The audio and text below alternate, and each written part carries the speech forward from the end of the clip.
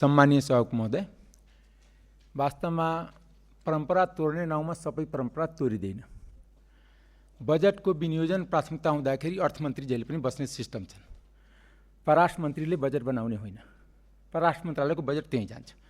त्यस कारणले किनभने यो प्राथमिकतामा म रेकर्ड गराउनको लागि मात्र बोल्दैछु यसमा मेरो, किनकि हामी पाँचौँचोटिको सांसद पनि सबै परम्परा भत्काउँदै गयो भने त्यो संसदको औचित्य समाप्त हुन्छ, पार्लिमेन्ट्री सिस्टमको औचित्य समाप्त हुन्छ।